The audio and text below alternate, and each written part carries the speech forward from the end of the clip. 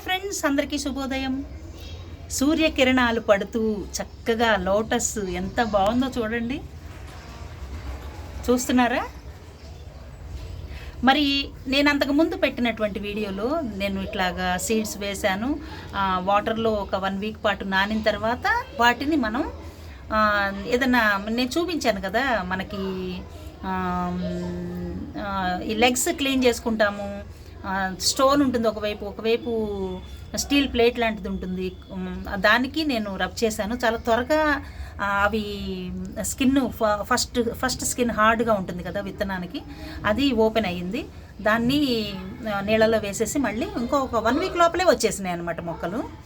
అయితే ఇది first seed అండి. ఇది నేను పెట్టింది 2 సీడ్స్ వేశాను. ఒకటేమో డెడ్ అయిపోయింది, ఒకటి మాత్రం సీడ్ బాగా చక్కగా మొలక మొదలైంది.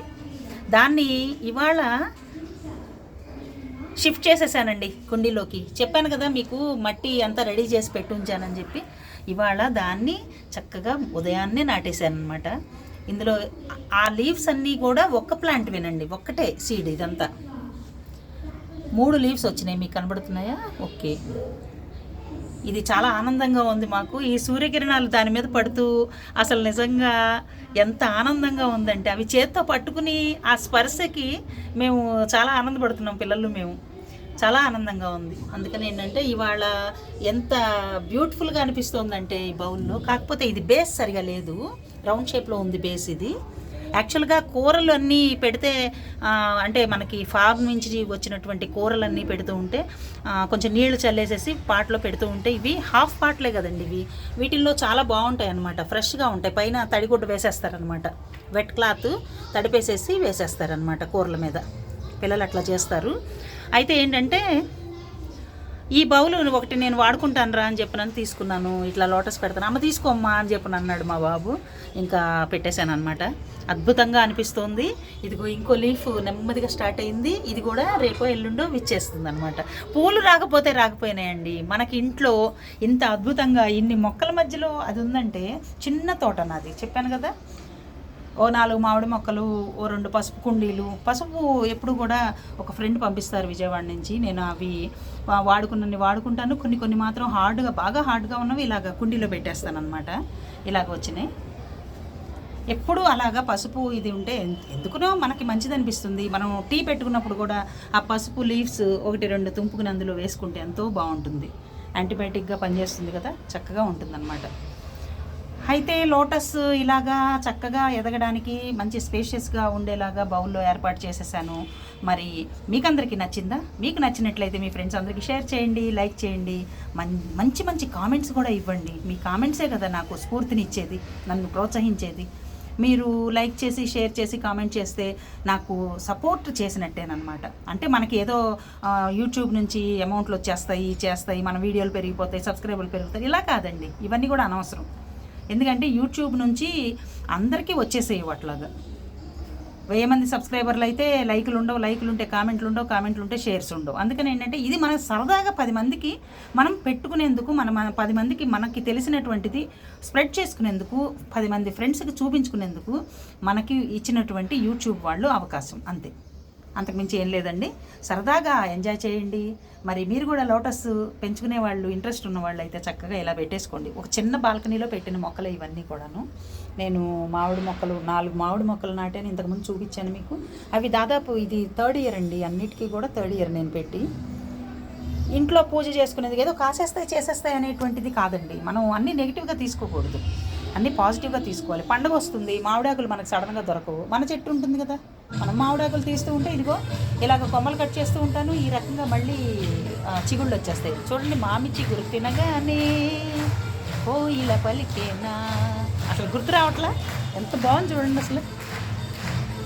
చిగుళ్ళు అనమాట. ఇవాళ ఎండ విరగదీసేస్తుంది నిజాంపేట మొత్తం. మరి హైదరాబాద్ అంతా ఇలా ఉందో లేదో తెలియదు. ఇదండి సంగతి. ఇదిగో ఉసిరి కూడా కొంచెం తలలు తెంపుతూ ఉంటాను.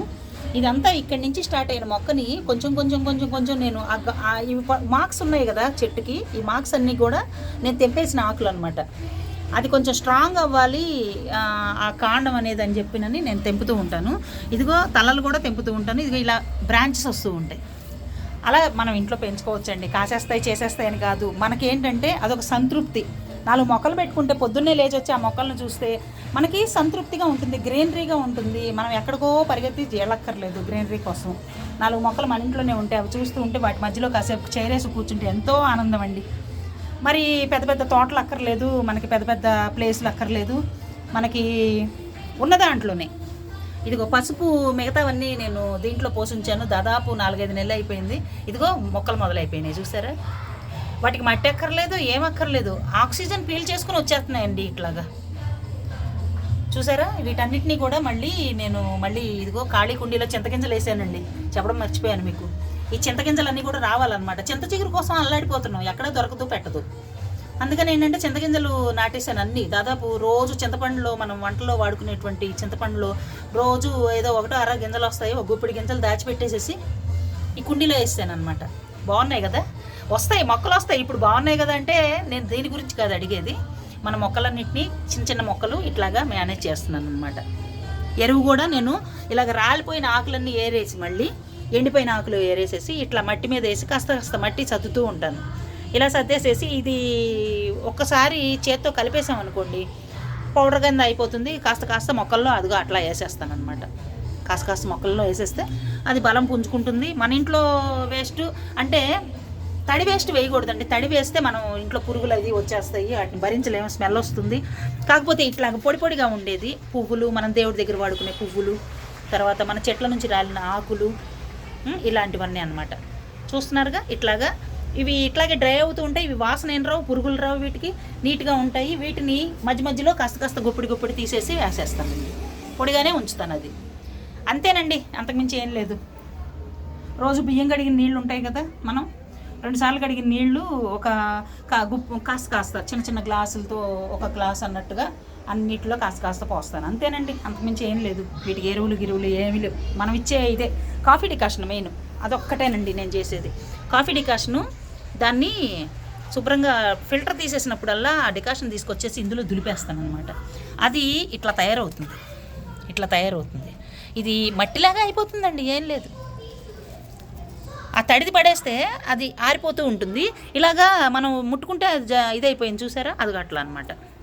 అంతే తప్పించి ఏం లేదండి. కాస్త మట్టి, కాస్త ఎండి పూలు, మనం రోజు పూజ చేసుకుంటూ ఉంటాం, ఆ పూలన్నీ అందులో వేసేస్తాను, అది అట్లా తయారవుతుంది. అంతే, సింపుల్ అండి.